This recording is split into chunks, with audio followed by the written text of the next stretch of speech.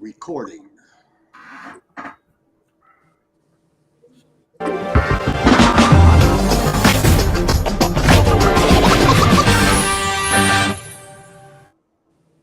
Good morning, everybody, and welcome to the Up Zone, where understanding politics is made simple.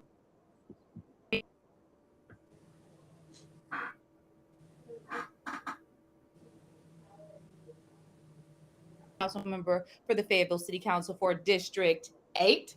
And then we also have Mr. Elmer Floyd, former House Representative for District 43. Good morning, gentlemen.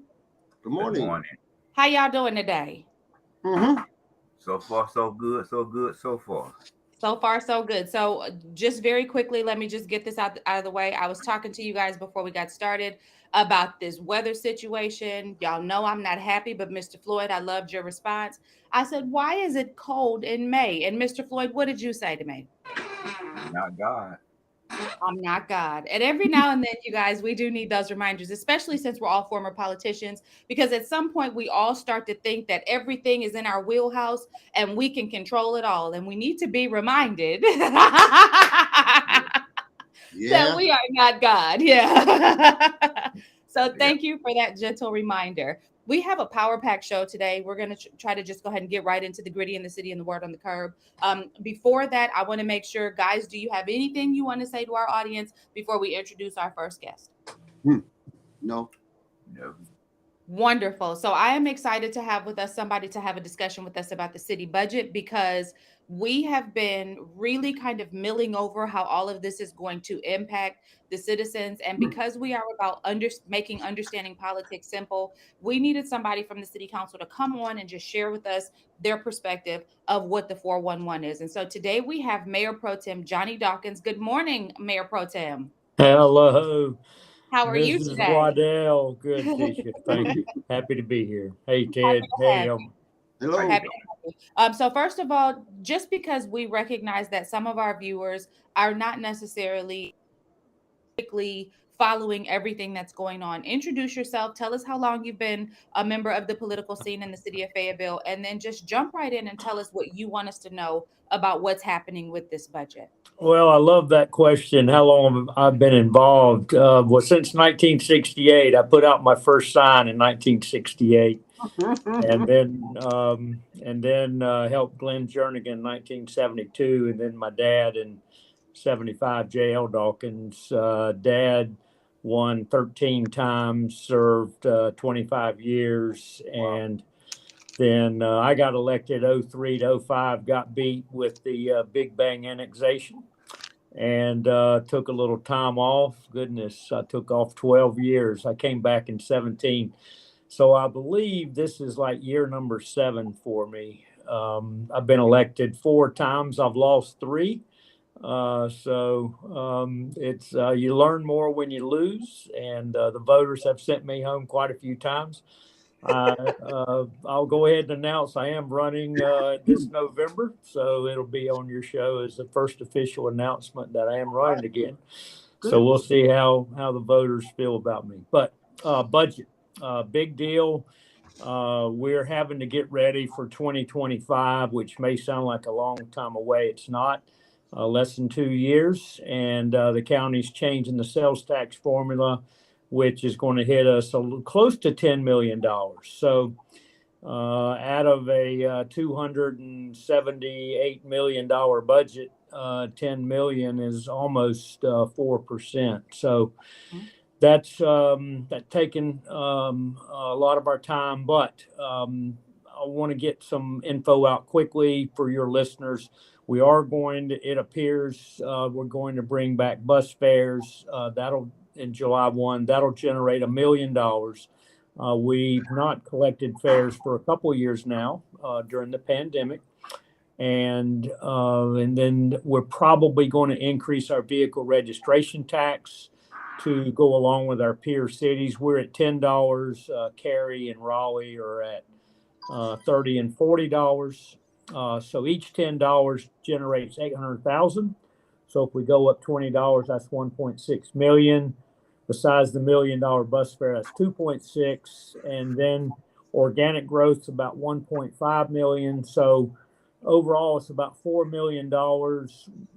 And but Raleigh raised their police 14%. We probably can't do that. They raised their firemen 8%.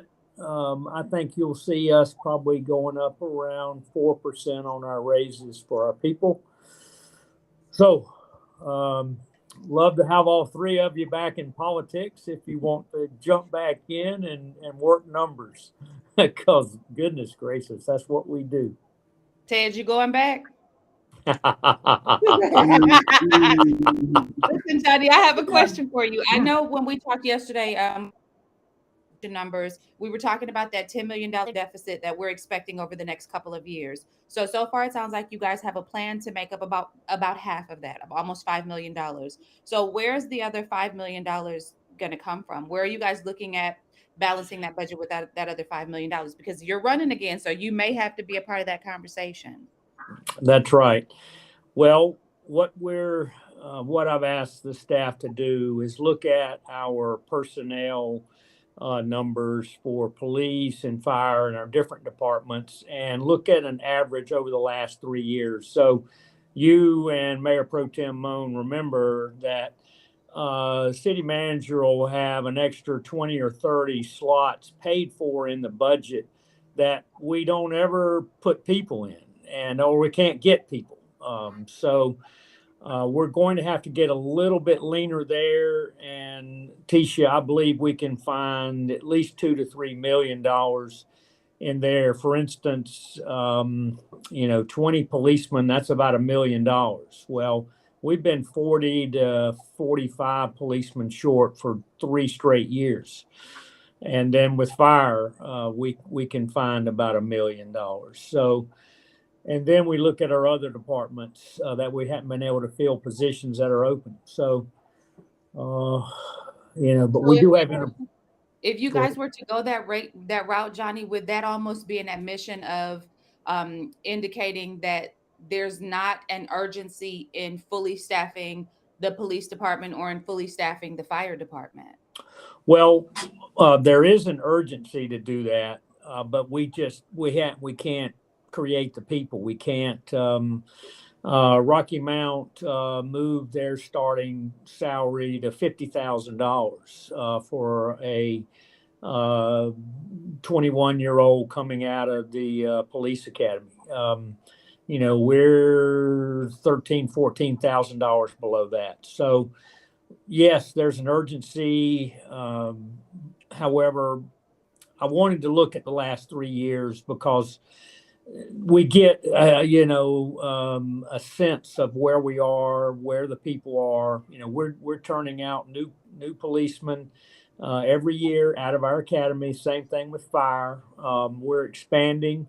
We're going after more females. We're trying to become more diverse. I mean, there's a lot of things we're trying to do. We're getting more active in the high schools, telling these young people, hey, you can work hard for the city for 20 years and retire. And then if you want to go get another job, that's great, but you'll have an income for the rest of your life. So let me ask you one more question before I toss the mic to one of my co-hosts. With the police department and the fire department, when we talk retention rates and we're talking pay rates, because Mr. mentioned last week a municipality that's their officers way more than we are out the gate, and these are little tiny municipalities. So what is it that is preventing the city of Fayetteville from being able to be competitive in their rate of pay? Why are we this semi-urban community not able to pay our police officers, our first responders, and our employees a marketable rate?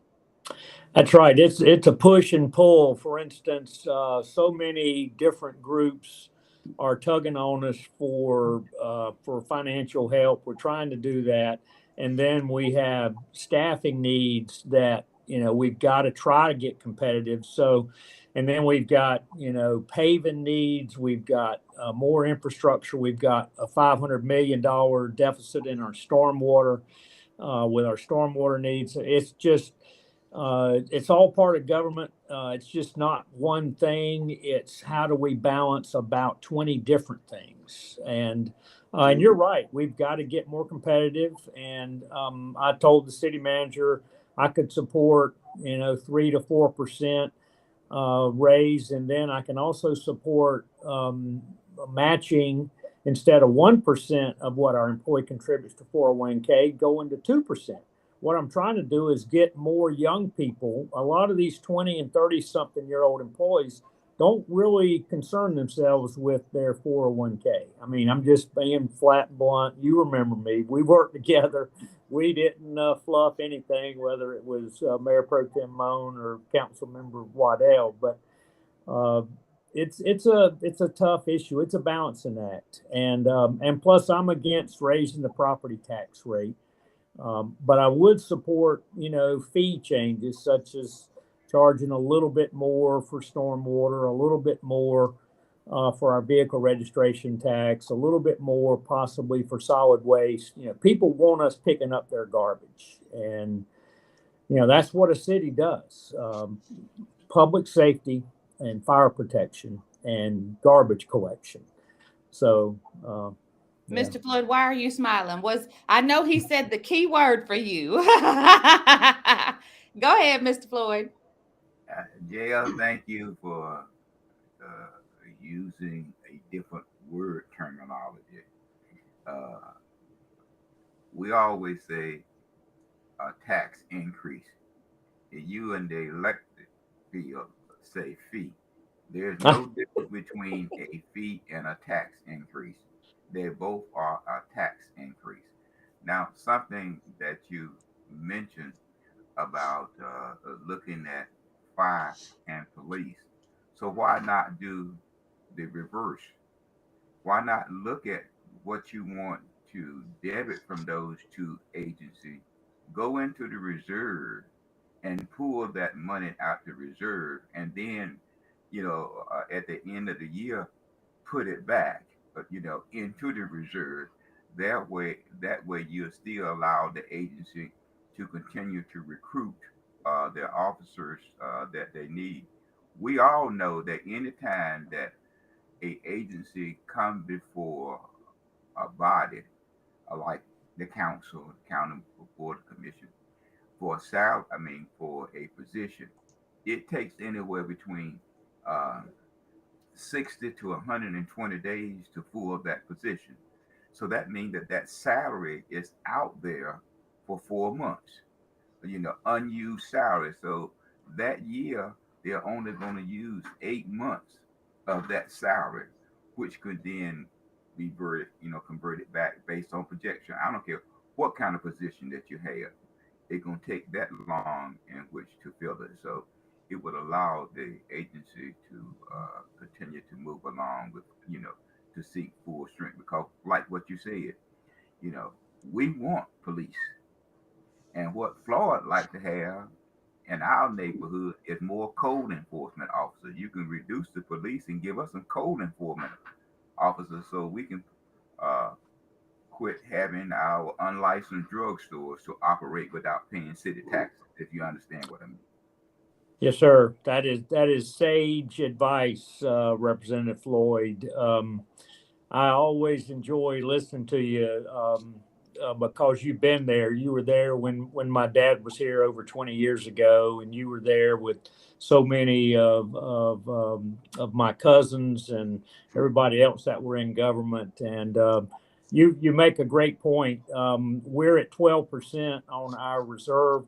I want to take it down to 10%. The state requires us to keep it at 8%, but I want to look at, and that may be what we end up doing, Representative Floyd, Mayor Pro Tem, is dipping into our reserves, keeping our numbers high. Say, we want 450 cops on the street. We do have openings in our code enforcement division, and we can't get enough people in there. I'm with you. The other area, and this may be personal to Councilmember Waddell, but I want I want to look at Airbnbs. We have over 400 Airbnbs in our city that don't pay a dime to the city. It all goes to the county.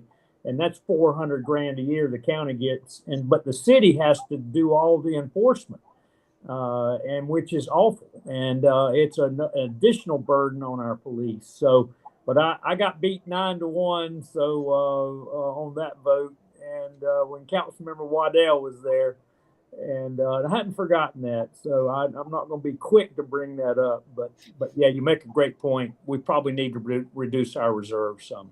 Yeah, and at that point, I didn't have a short. I did recognize that there are a number of people in our community that do, and I think that the pushback on that would be. I do have a short-term rental now, and I'm looking at buying some more, but definitely Fayetteville. Let's talk about that because we did have a conversation. Let me ask you. You know, another thing that we have to stop doing, Dale, this is just me. You know, we compare ourselves with Raleigh, Charlotte, Greensboro, and Winston-Salem. We don't have the same kind of infrastructure. You know, we are basically a retail community. We're the largest thing between Raleigh and Wilmington going towards the coast. We don't have it. So there's no need in us trying to base what we do on Raleigh, which has more industry, more infrastructure than Fayetteville. We just have to be, we can't run with the big dogs. You're exactly right, Representative. And by the way, I love it when he calls me JL. That's the highest compliment I can ever receive in life. It truly is. My dad was my hero and my idol, and I miss him every day. And my email is JL Dawkins at my company, JL Dawkins at EN Concepts. But you're exactly right. We still have to compete with them because we lose people to Raleigh and Durham and Greensboro and Charlotte. But you're right. We're a different economy. We have the largest military installation in the world. You know, 6 miles from our border, and thank the good Lord for Fort Bragg, soon to be Fort Liberty, and all the people it represents. You know, people are talking about the name change. I said, but that doesn't matter. What matters is the people, and we have some great people out there on that post. And what we're trying to do is convince them to retire here because it makes us a better city. But you're right, Representative. We have to compete, but we're really a retail economy. So, Johnny, in the last couple of minutes, I want you to touch on a couple of things for us. I want you to hit on the conversation between you and the garrison commander about the influx of troops that's coming in. And I also want you to touch on what's happening with PWC as far as the repayment of that $4 million that the council took out as a loan. Oh, doggone it. I was worried you might bring that up about PWC. I was, they legally transferred us $4 million during a declared national emergency. And legally and technically, we don't have to pay that money back. And that was my, suggestion. And of course, PWC folks disagreed. And we could have gone to war over it, but the mayor said, look, just deduct some from what you pay us each month and deduct some from, they're raising rates. And so we get paid 1% of those electric rates, as you remember, Councilmember Waddell and Mayor ProTem Moan. So we will end up paying that money back. And, I didn't want to, but that's the way it goes. I make suggestions and they don't always get followed. But and Mayor Pro Tem remembers that. With Mayor Colvin. Okay, well, and I'll tell you, it makes me feel a little bit hopeful that that the mayor's attempt to stack the board at PWC was not successful in his favor, because if you're saying that it was not a legal obligation to repay those dollars, that says to me that both Chris Davis and Porter, who were both like hand selected by the mayor and who were really pushed to be put on this board by the mayor, both of them apparently agreed that this money needed to be repaid. So they must be actually looking at the circumstances from PWC's perspective and not just the mayor's perspective, because I'm certain Mitch didn't want to pay this money back either. So that makes me at least a little bit hopeful in that regard. Well, that's interesting. I don't know if the discussion was actually held by the commission officially, and I don't even know if it would have been voted on. I thought that we had the votes that the commission would take a stand, but I can't find anywhere in their minutes where they took a stand. But we'll keep moving. The garrison commander, Colonel Fort Bragg. Wilcox. Yes. Yes, ma'am. Last Tuesday, I got 70 minutes with him, an hour and 10 minutes in his office at the Soldier Support Center. He and I, the door was open, and so just a few bullet points. 2,600 more troops coming here over the next 6 months. This is all unclassified, and we're not getting a new brigade or any new battalions. We're adding some additional personnel in the HIMARS system. Now, Mayor Pro Tem probably remember the HIMARS system. It's being used in Ukraine, so that tells me that we'll be doing probably more training downrange, and then other units are getting additional personnel. The garrison's getting some more personnel. The garrison's going to be taking over the Soldier Support Center, the old WOMAC, which is exciting. Okay, secondly, the other number I wanted you to remember, 3,100 housing units short. So those in the building business, there's opportunity here. Opportunity is now here, and that will continue. A lot of these folks will be in the surrounding 5 counties, but there'll be some that'll buy inside the city of Fayetteville, and we'll benefit from that. Last question, Johnny, from me, and then I'll give over the microphone to whoever wants to close this segment out. To every positive, there's a negative. What are the negatives to this from your perspective? The negatives about the growth at Fort Bragg? Correct. Well, traffic congestion is going to continue to be awful over the next 5 years, just because the pandemic slowed everything down. Now, we have infrastructure that we're going to be spending $25 million on to help with paving and sidewalks and that sort of thing, and we'll still be spending $10 million every year on stormwater. But I mean, yes, it's the only. But these are problems that I love. I love orange cones. That means we're expanding. So I'm thankful for the problems. And if anybody at Fort Bragg's listening, thank you for expanding and growing. The biggest industry in North Carolina, they put $800 million a month into the local economy. That's $9.6 billion a year into the local economy of Fayetteville. So it's huge. And by the way, we're going to get Costco. They're coming. It's going to be a couple years before once they get 295 done the next 3 years, I think you'll see them relook. We're still talking to them. So there's some more positive. I don't know, Tisha, I don't see I don't know. I guess the negative is just going to be congestion. Okay. Mr. Floyd and Mr. Moan. One question. I watched your budget meeting Monday. It was very informative, and one of the takeaways was for the general obligation bonds. So far, it looks like you've settled on 4.25 cents tax increase. That will be in the budget this year, so it'll hit us, at the end of the year when we pay our property tax. But city staff was also tied that to the revaluation coming up at the county that they're thinking it's property tax overall, commercial and residential, 4.25 cents work now. You would not do a revenue neutral budget when you do your 25-26 budget year or a future council. Yeah. Is that right?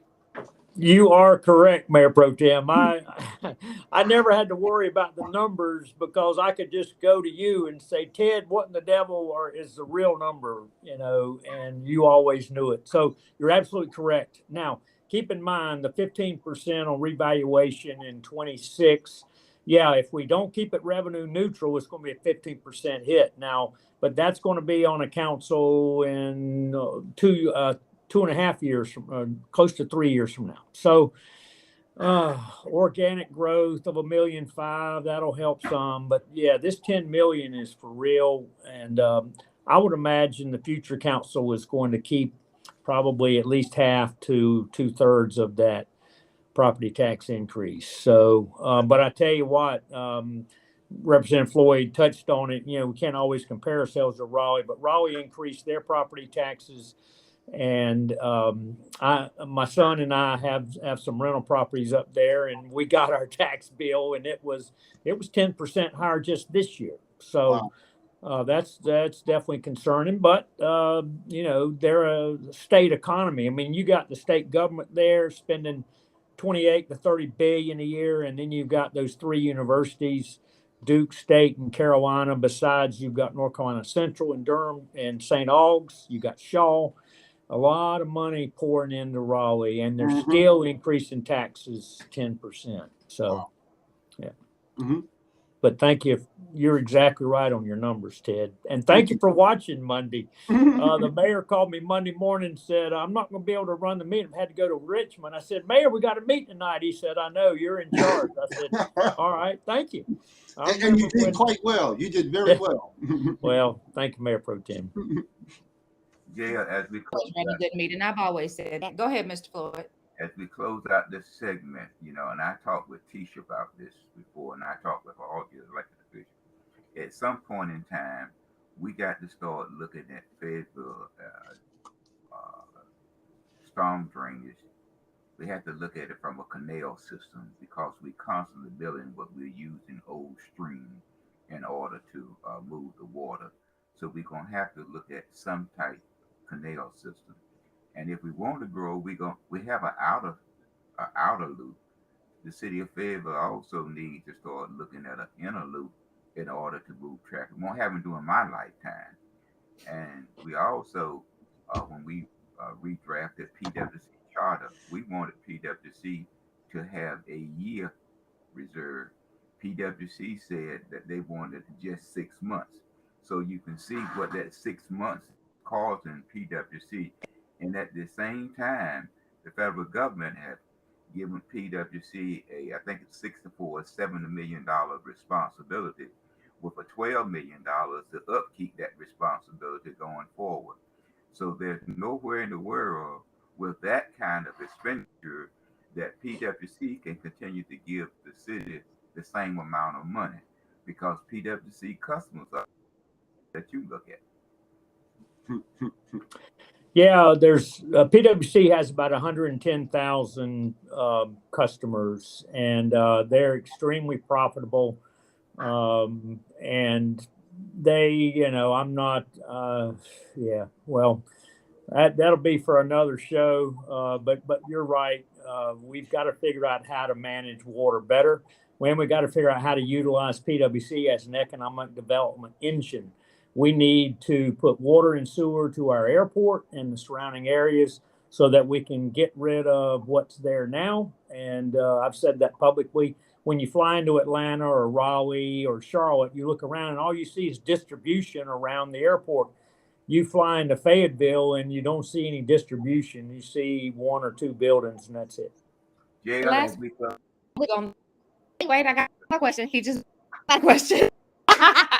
Johnny, before we bid you farewell, the mayor was in Richmond because he was attending some street events. He expressed that it's his interest in ramping up his attendance at these types of events. What is the conversation selling the airport at this point? Because I know that has been a conversation. Is that still on the table for the city council? Not that I know of. I don't support that, and I won't ever support that. Thank you. I'll work like a dog to get the votes to make sure we don't ever sell our airport. That's a tremendous asset. Now, what I advised the mayor on was go talk to Avelo, Avelo, go talk to Spirit, go talk to Frontier. American and Delta won't give us that flight from Fayetteville to DCA. That's what we need. I mean, we have over 50 people driving every day to Raleigh.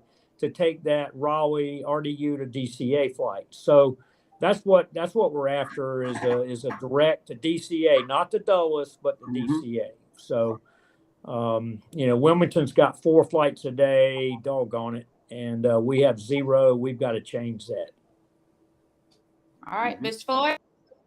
No, I'll just say, JL, thank you for Yes, sir. coming on and as you look at the budget, please don't apply voodoo economics. Yes, sir. Yes, All sir. right, I Mr. Dawkins. always appreciate your wisdom, Representative Floyd, Mayor Pro Tem. Thank you, and Council Member Waddell. I miss you. So, and we'd love to have you back, and I think the voters would too. You're 20 years younger than I am. We need some youth on that council that knows what they're doing. I don't disagree, but it's not me. Have a fantastic day, Mr. Dawkins, and we'll be in touch with you. Thank you. Yes, thank you. Yes, sir.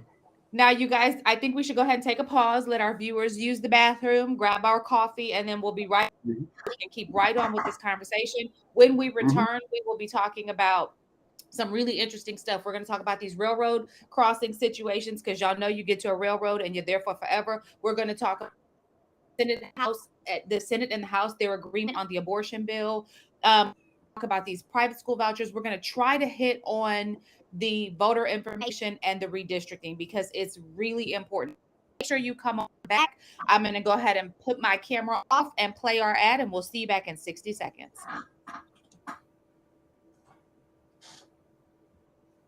Are you looking for a real estate agent who knows the Fayetteville community inside and out? Look no further, as your hometown girl, LaTanya, has extensive experience of our area and experience in its real estate market. LaTanya delivers results. At LMR Realty Group, we all understand that buying or selling a home can be a stressful experience. When you partner with us, you control the decisions while LMR Realty Group guides the process, and together, we'll work from contract to close with ease. Whether you're a first-time buyer, downsizing, or expanding your investment portfolio, LMR Realty Group has got you covered. As a bonus, if you call and go under contract by March 31st, LMR Realty Group can cover up to $400 for a home warranty on a resale property with all appliances included. Some exclusions apply. Don't wait. Call 910-574-8225 or visit ELLIMARRealtyGroup.com to get you started. Let's make your dream home a reality with LMR Realty Group. To the Up Zone, where understanding politics is made simple. I want to thank our guest again, Mr. Johnny Dawkins, for joining us. Gentlemen, it's been busy in Raleigh. They've been there. They've been things. Before we talk about Raleigh, I want to ask you guys a quick question. Do y'all remember Brad? I heard about it. BRAC, base realignment and closure. You remember all the hype about BRAC and okay. Yeah, I feel like that it feels reminiscent. Fort Bragg says more soldiers, and I love Fort Bragg. Military all through and through. But to me, we're talking about soldiers, and when we look at where these soldiers will be assigned, that's a warning sign to me. And it says to me that we ought to be watching very closely what's going on an international scale, because there may be a of our troops. And when the troops mobilize, we don't see growth in a community that's centered around a military base. What do we see, gentlemen? Well, Tish. Yeah, I mean, Good idea. What? I'm saying that when you have a military base, the military base is a military base, and their services is not to the community per se. Their service and responsibility is global. That's right. That's watching what's happening globally. That is an indicator of why we may be seeing an increase in the troops at our military base. And when the boys go away, the wives and children do too. And because I just wanted to throw that out. Let's talk North Carolina House and Senate. Guys, what do we have going on? Or Mr. want to touch on the railroad crossings first? Well, there's a bill moving through the House to address the long trains. Some of them Yeah. are Mhm. 3+ miles Mhm. long. I'm And going the to share bill this is, picture that you sent me. and this picture will give Can you you see an it? Yes. not yet. I don't see it. Okay. This that's one of the train. That's just a train, and on that track there's two trains. So even if one train moved, the other one still had a roadblock. That is where a truck, two tractor trailers are backing up because they have a delivery. And they said that they can't make the delivery, they may have to stay overnight. So that means that the next delivery will be late. So And you can these, see the train off in the distance right there. Yeah. yeah. And so what they're trying to do is to reduce the train from 3.5 miles to about a mile and a half. And Mhm. Fayetteville truly need this because if you're not familiar with how to get around it, you'll be there for at least X minutes, 30 minutes or longer for that train to move. Now, some years ago, Fayetteville wanted to move its switching station off Russell Street to over Mm-hmm. there by North Street Extension. At that time, it was 3.5 million. Today, it's not even thinkable to move that service, uh, that switching station that y'all see on Russell Street. So sometimes you are sandwiched in between the train on Russell Street and the train on the street. So we need to Mm-hmm. really address that issue. So, but it just so the public can see how inconvenient and what it's causing just that trucking industry, let alone other people that sit there and wait, not And knowing it's that. no feat for a truck to back up like that in a space where there are other vehicles that are prohibited from moving forward by a train. So that's a big deal. The truck driver really has no choice. I mean, if you don't make the delivery, because you have some places that stop delivery at X hours, and if Mm-hmm. you don't get there during that window, you're gonna just have to sit there and wait until that window open up the following day, and it's a Right. cost to the driver and also the company. Now, don't forget that the train also is delivering, but they really have an adverse effect on the trucker. And those two truck drivers, geez, and so we can move on. They really didn't speak good English, and Okay. so it was hard to explain to them how to back up. Backing up was no problem, but it was Right. because of the GPS system. But to go around there, it was a difficult time explaining to them how to go around the train once they back up. Okay. Now, Mr. Floyd, that is movement in the House. What happens with this bill if it goes forward in the House?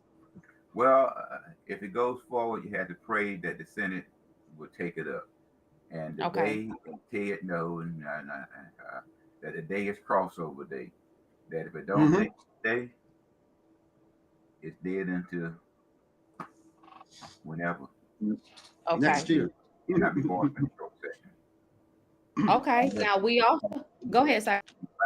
unless you can find a bill that you can strip, and then add the language in there that has already met crossover. There's still a Got it. possibility. Listen, Mr. Floyd and Mr. Moan, it has been, like I said, a busy week in Raleigh. So we Mhm. saw some movement on what is a very hot topic, not just locally, but nationally, and that is abortion. So Mhm. what are we seeing coming out of the House and the Senate in terms of the rules that will govern abortion in the state of North Carolina? Well, yesterday the House voted on Senate Bill 20, and I got some notes here.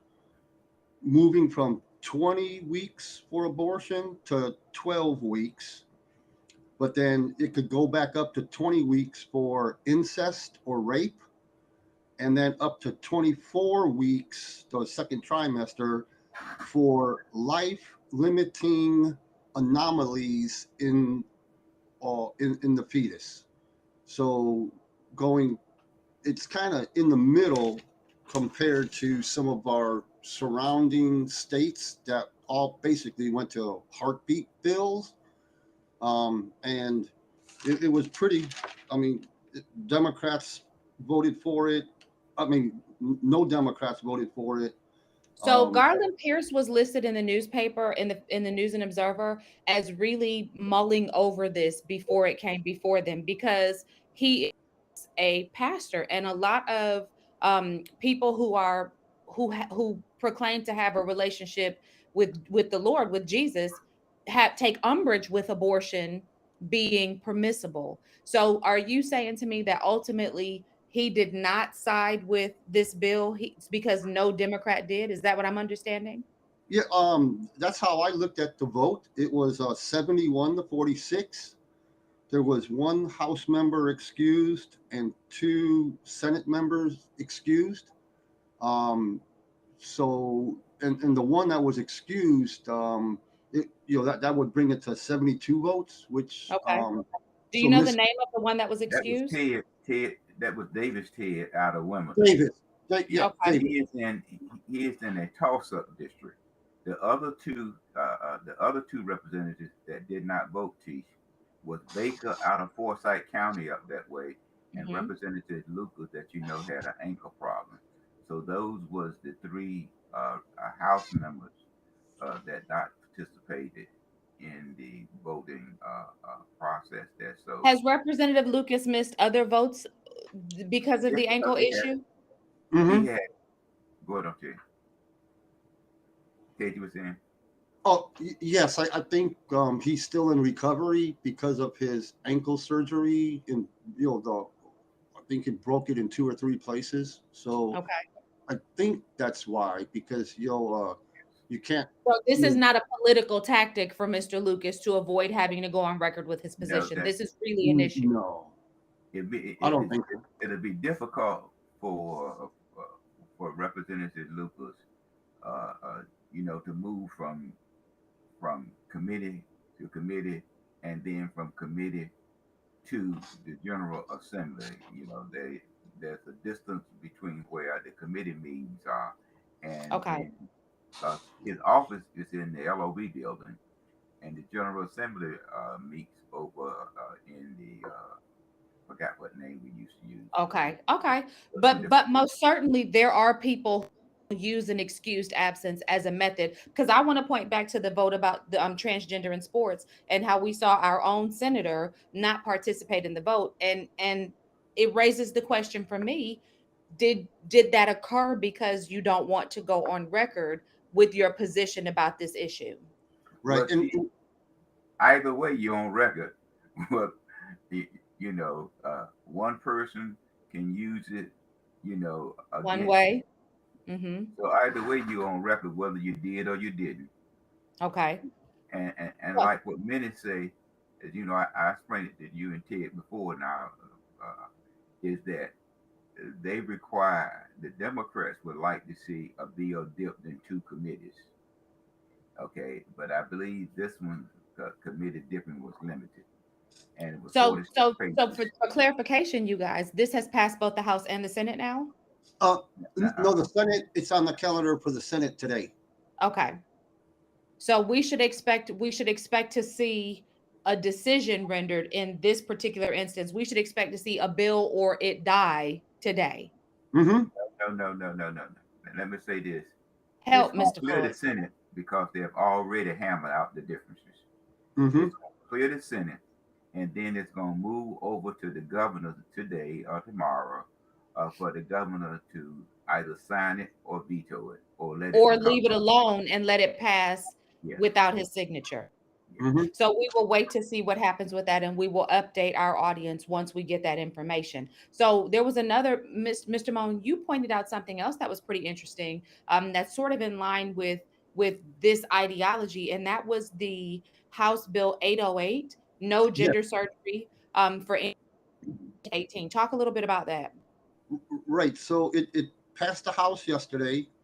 So it's going to go to the Senate, as a crossover.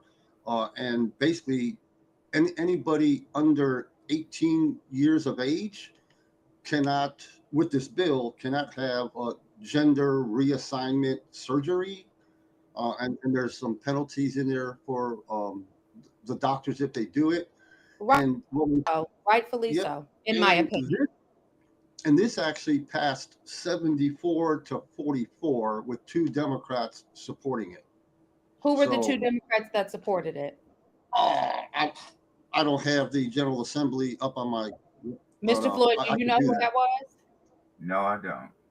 Okay, that's all right. We'll figure it out eventually. But I want to thank them for supporting that, because that abuse to subject a person who is not fully, their cortex, their lobes in their brain are not even fully formed yet to be able to make the magnitude of a decision like that, and to subject them to a surgery without them really having the capacity to understand all of the ramifications. Like, we don't even let people under 18 vote. Yeah. So Yeah. that's wisdom. I like that. Yeah. So the 2 Democrats are Ray, Wray, and Pierce, Pierce. Garland Pierce. Okay. Okay, good job. And let me say this also: you can't even get a tattoo before you're 18 without Mm-hmm. permission from your parent. Like, you can't go into a tattoo shop. You can't get your belly, but you can cut your penis off. Like, no, it just make it make sense. So thank you for pointing that out, Ted. I appreciate that. Mr. Floyd, you wanted to hit on these school vouchers again. Let's talk about these school vouchers. What's new with that? Well, school vouchers are good in Cumberland County. This is we lead the state in vouchers. Cumberland County leads the state in vouchers. But I Mm-hmm. think that this particular point in time, when you say that the student don't have to attend public school prior to, and it's a unlimited, anyone can apply to use the voucher. When it was first set up, it was for low-income individuals to have that opportunity to attend the schools in which receive vouchers. So it's a new bill that's going through that will allow the wealthy to receive vouchers. Look, those rich people said we're low income to somebody. And to their peers, if you look at a class system, I guess they can Right, say that, right. So but where is that at? Where is that piece of legislation at right now? I believe that it's still moving forward, but we don't know until after today to get a better grasp of things, because when we looked at the agenda today, it really wasn't, well, it was an agenda, but I do It was believe that light. they would come back with some supplemental agenda, Mm-hmm. so in that members can be able to get their bills crossed over, because yesterday I believe the House rule had a full day. Okay. Uh, Mm-hmm. and so some of those meetings that was in rules will probably appear on the calendar today as a supplemental agenda there. But this time of the year is going to be it's 2 times that are real busy: the day before crossover and about time for adjournment. So legislators, may see 100 bills between yesterday and today. So you uh, just be prepared, because you know you don't know. Okay. And Ted, now this one, I'm gonna let you run point on.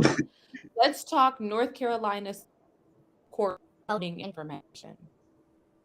For the voter ID, Yes. okay, I will share that.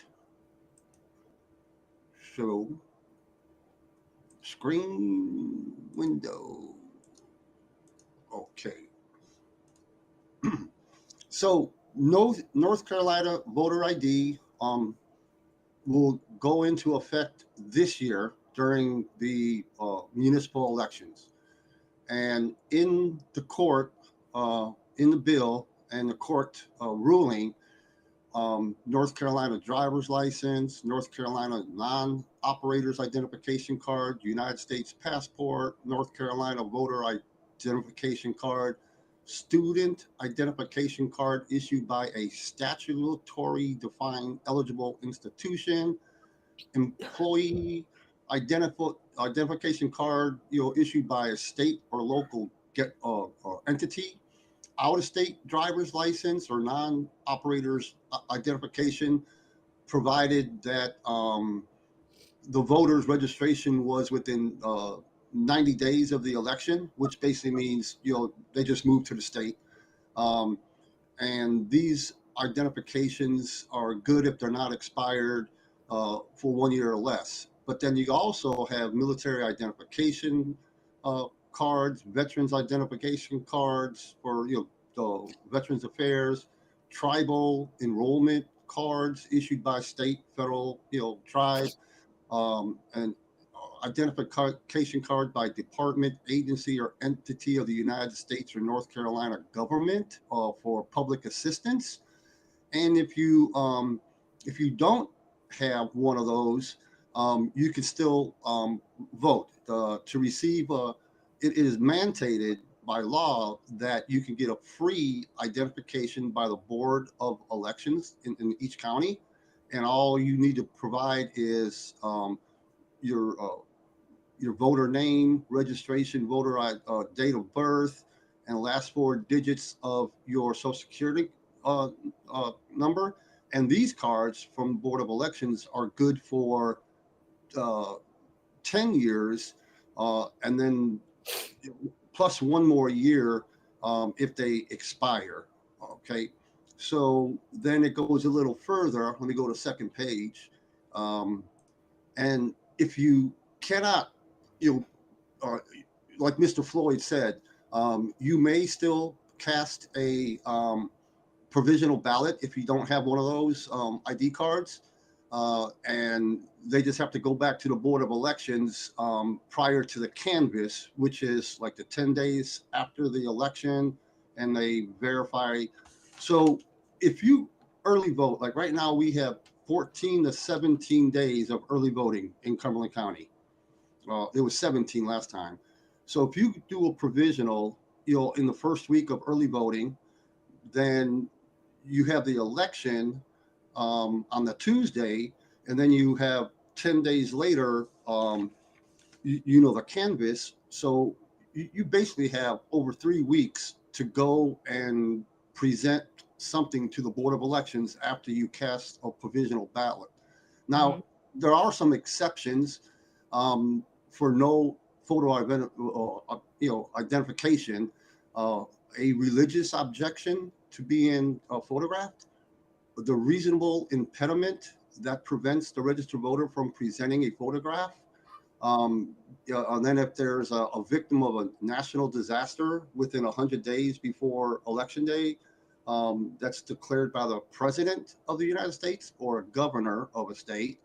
And the law mandates that a state Board of Elections implement a reasonable implementation declaration, and that the reasonable impediment to presenting ID, and it could be inability because of lack of transportation, disability, illness, lack of birth certificate, or other document, work schedule, family responsibilities. And hang on just a second, because I want to deal with D and E. Okay, D and okay. Ted, we're man, Mr. Floyd, you too. We're old enough to have had jobs for a long time. Mm-hmm. How many jobs have you had where you didn't have to present ID in order to be able to get that job? Every job I had. Yeah. Okay. Yeah. Okay, I really Yeah. just wanted to deal with D, because I think sometimes when we have conversations about voter ID, some of the most ridiculous reasons for being against an ID card being presented to vote are Mhm. presented. That's a little ridiculous to me. But Yes.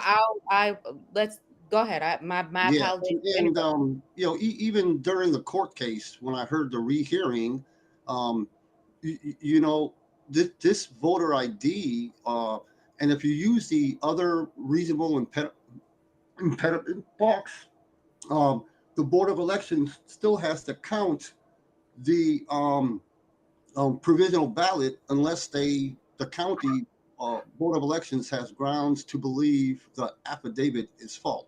So basically, at the very bottom, and this was said during the court case, essentially, North Carolina's voter identification statute does not require that an individual, have voter identification to vote. It's like one of the most It's an empty liberal. rule. Yeah, it's very, very, very liberal and open to let anybody to vote. And you've got to cure a few things, but you can still vote. So I'll Right. take this off the screen. Mr. Floyd, what's your perspective on this? In our last 5 minutes, tell us what you think. Well, if you receive anything from the government, from either U.S. or NC, and if you apply for it and receive it, it's going to require some form of identification. Absolutely. And the other, not that I'm saying that in support, because there are some cases where it can be very difficult for people to receive some form of voter identification there. But like Ted just mentioned, you have 14 to 17 days of early voting. Now, after the polls close, you still have 10 days in order to get to the Board of Election to provide them the information that they requested. Now, but this time, I was successful in getting this implemented in there, is that they will give you a cheat sheet with you had to be back.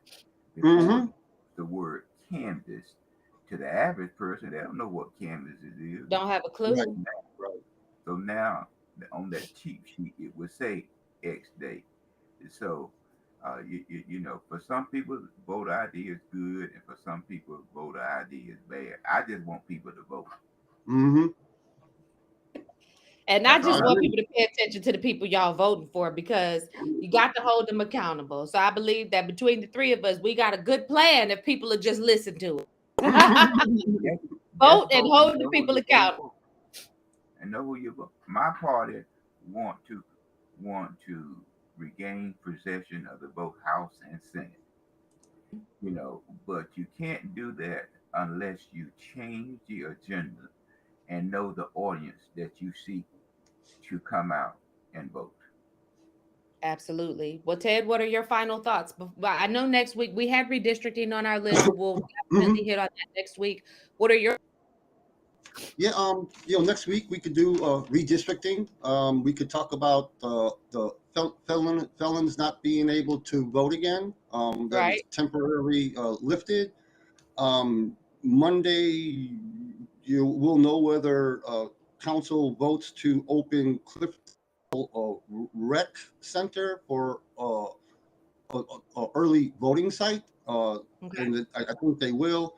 And then we just have to watch these budget meetings that they will be televising in their budget work sessions. So we will get a better feel for what the fee increases are going to be. So we should know within another month pretty much what the budget's going to be look like. Absolutely. Mr. Floyd, your thoughts? My thoughts are, as I mentioned to Mr. Dawkins, please, let's don't provide a budget with a lot of voodoo economics in it. Absolutely. My closing thoughts: Jesus loved you enough to lay his life down for you. He is coming back, whether you believe that or not. So you might as well get ready, because none of this will matter when he comes back. But while it does matter, attention, stay involved, and educate yourself so that you can make good decisions for your household and your community, and the people that you elect accountable to doing what you have asked them to do. That's the gritty in the city and the word on the curb. And Mr. Floyd, there's so much what? Good in the best of us that we continue to talk about the rest of us. Have a fantastic day. We'll catch you next week. Oh, that's funny. We run our outro.